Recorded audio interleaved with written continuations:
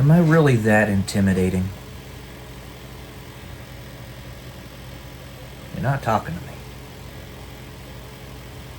Welcome to day 186 and telling me YouTube millionaire.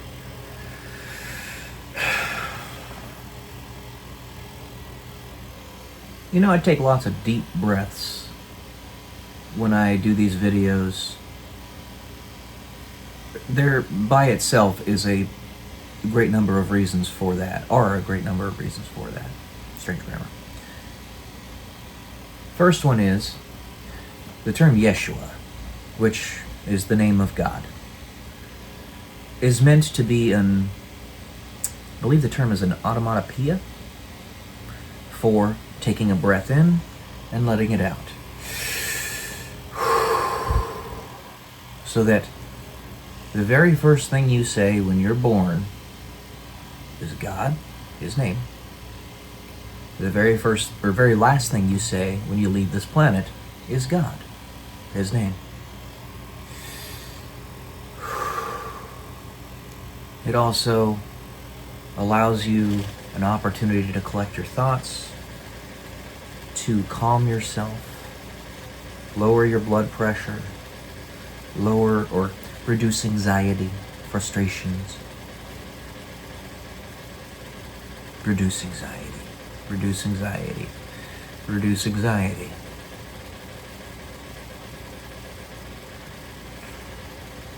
We all are,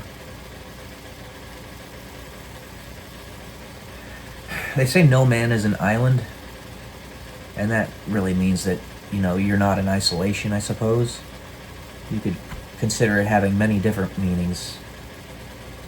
But we all are fighting internal battles that we tell nobody about, and at the same time are being cheered on by people that we have no idea are cheering us on. Right? Because you might be that only ship in the sea that's still surviving despite the onslaught of enemy attacks. And those enemies could be anything, anyone. Take any form. You're still going. And it only takes one. It only takes one to survive, to prove that it can actually happen. Acting as the proof of concept, the prototype for it all. That one ship that did not sink, despite the cataclysm that was happening around it, and all the other ships that were with it that did. The one ship that kept going. That's you guys. Every one of you. In some way. If you allow yourself to be that, you're not the victim. Not having the victim mentality. But instead the one that got through the storm. Then you're the light for others to follow. What's the basic thread I'm trying to get across with everything I'm saying right now? That communication is everything. A story in isolation is forgotten forever. The only one that'll remember it is the guy upstairs, aside from yourself, while you're alive. Isn't it so much easier if you have somebody to build that story with? You're not talking to me. What's wrong with me? It's not, when it gets to that point, look outside yourself, outside your own anxiety, and realize that you're not doing something that's making yourself look like the problem. You're making me look like the problem. What's wrong with me? What have I done to deserve such isolation? Okay? Anxiety is really looking too much at yourself. Looking too much at yourself and how other people perceive you.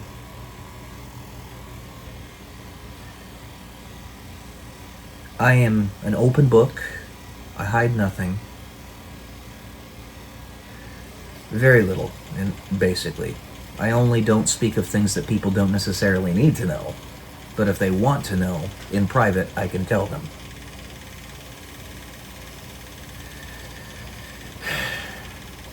You're not talking to me.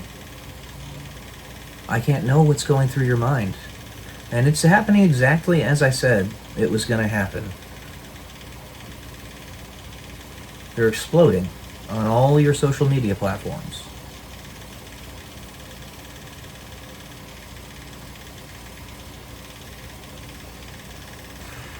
What's wrong with me? What am I doing wrong? If you can tell me, I can fix it. Every time I've asked a woman to do that, to tell me what's wrong with me, so that I can fix it, you know what they've done? They've run away, and several of them have actually established no contact orders with me. Just because I asked them what I was doing wrong, and they didn't want to tell me.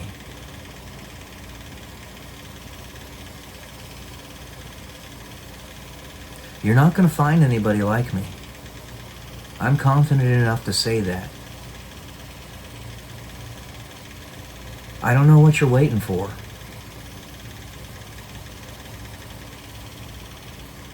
I'm right here.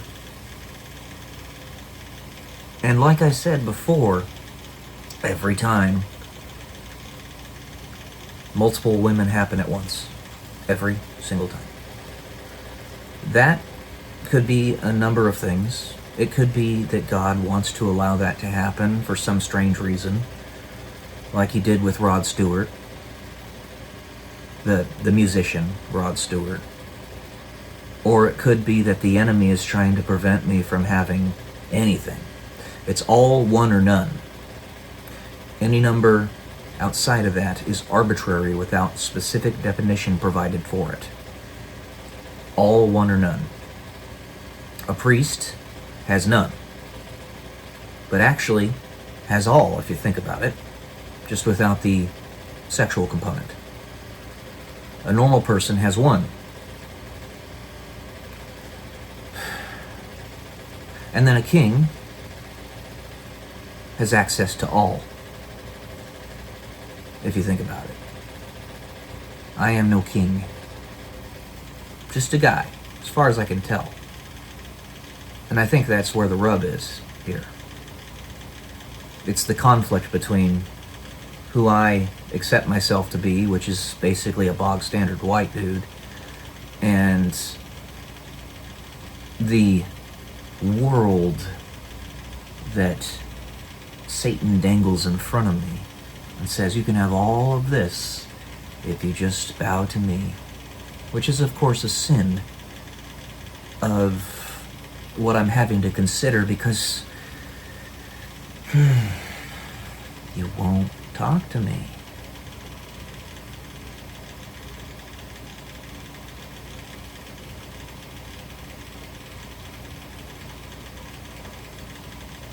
The opportunity completely leaves you. It was handed to you on a silver platter. Everything suddenly became amazing for you. All at once.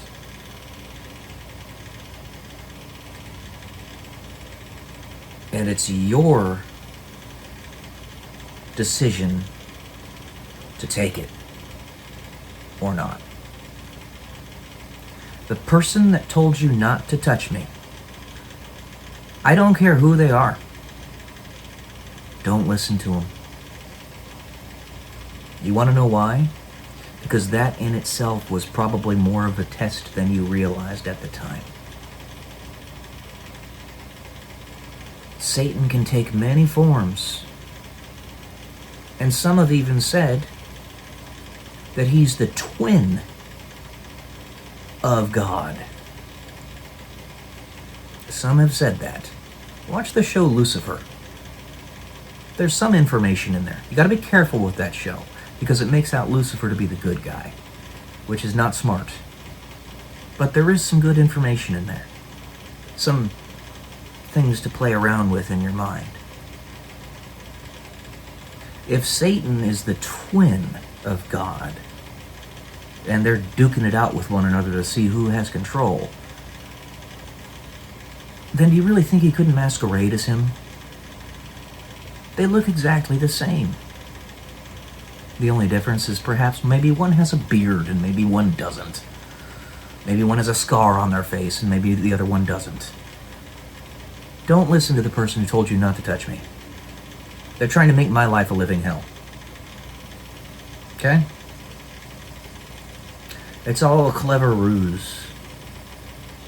Even towards the end, because the enemy knows that this is a death battle, and if he loses this battle, he's erased from existence.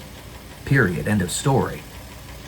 Even towards the end of the battle, he is not going to give up, because if he stops, he's done. It's a death battle. I, personally, being a human being, myself, Payton Pearson, could forgive and put in prison. But they won't let such a thing happen. So whoever told you to stay away from me, and I know that happened because I saw in one of your previous videos you talking about that. And how you were like, you want to take the fruit but you're not allowed to. Stop listening to them. Just do it. If death is on the table for them, if they ever say anything like that, if they ever threaten you with that, they're not the good guy. Alright?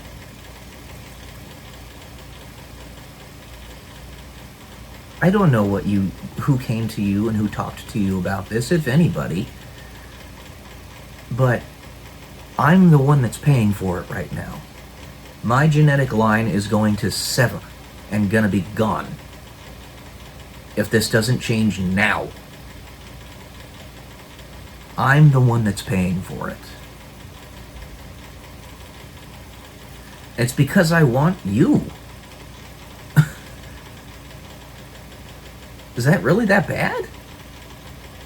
Am I that bad? Surely I'm not an ugly guy, right? Surely I'm not at least somewhere approximate to the type of person that you want? I know I'm quite intense and pretty open. Look, I have the confidence to say, what more could you ask for? Do I need to lose an extra 20 pounds or something? Or just find a way to fix my legs so I can start running again? Or it's yeah.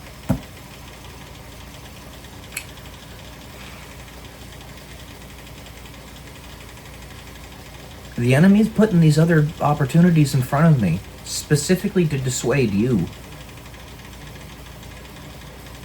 Okay? So, take advantage of this. I've made it abundantly clear, and the enemy keeps on making it abundantly difficult, because if he stops doing that, he's going to be erased.